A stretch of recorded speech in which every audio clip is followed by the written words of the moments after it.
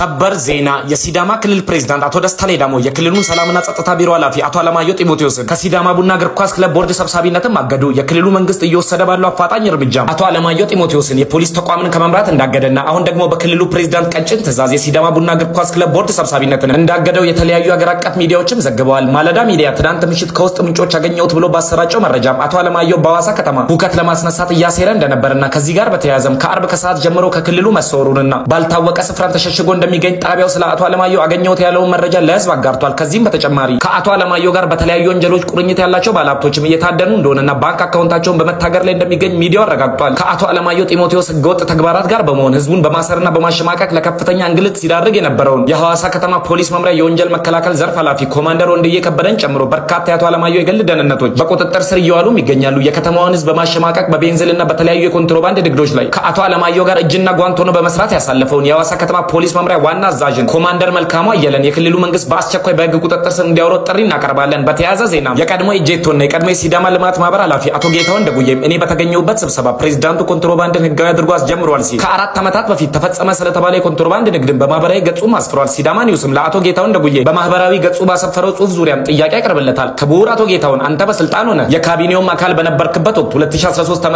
ተፈጽሟል የተባለን የቡና ኮንትሮባንድን ላለፉት 4 ዓመታት ባድመው ታሳለፈ። ዛሬ ላይ አድምጡኝ ልንገራችሁ ማለትስ አስተዛዝብምን? ክቡር አቶ ጌታሁን መለይ ሲዳማ ማን ኮንትሮባንዲስት እንደሆነ ያወቀ ከአቶ አለማየሁ ቃል የተገባለት ስልጣን ስላመለጠ ብቻ ህዝቡ የሚያቀውን እውነት ለማስቀየስ መሞከርስ አይከብድምን? የቀድሞ ኢጄቶ አንተ ስልጣን ላይ ያለ የማዕዱ ተቋዳሽ ስለነበርክ ነገሮችን በዝምታ አልፈ አርቲስቶች ህይወታቸውን ገበረው ትግል ሲገጥሙ በአሜሪካ ጎዳናዎች ላይ የተዝናና ሳልፈ ዛሬ ላይ ያንተና የአቶ አለማየሁ ድብቅ ሴራ ሲከሽፍ ኮንትሮባንዲስቱ አቶ አለማየሁ አይደለም ማለት አያሳፍርህምን? እንግዲያውስ አቶ ጌታሁን ጅብ ከሄደ ውሻ ጮኸ እንደሚባለው የሀገራችን ተረት ቃል የተገባለት የከንቲባነት ስልጣን ምኞት ሆኖ ቀርቷልና መለይ ሲዳማ ህዝብ ጠንቅቆ ስራን ያውቃልና 3 ዓመት በስልጣን 2 ዓመት ደግሞ በአሜሪካ ስትኖር ዝምታን መርጠ አርቲስቶች የህይወት መስዋዕትነት ሲከፍሉ በአሜሪካ ጎዳናዎች ላይ ተዝናና ከርመ ዛሬ ላይ የህዝብ ተቆርቋሪ ነኝ ማለት አስቤ የነበርኩት መፈንቅለ መንግስት ስለከሸፈ የልቤን አውርቼ ይውጣልኝና ጅብ ከሄደ ውሻ ጮኸ የሚባለውን የኡጋንዳ ለቅሶ ይመስላልና በአስቸኳይ ከዚህ ድርጊት ተቆጠበ። በጎዳና ስም ወስዳል ስለተባለው ገንዘብ ዙሪያና በልማት ማህበሩ ተገኙ ስለተባሉት ጉድለቶች ዙሪያ ህዝብን በይፋ ይቅርታ እንድትጠይቅ ሲል ጣቢያችን ምክር ቢጤ ይለግሳል። ሼር፣ ኮፒ ሊንክና ሪፖስት ማድረጉን አይዘንጉ።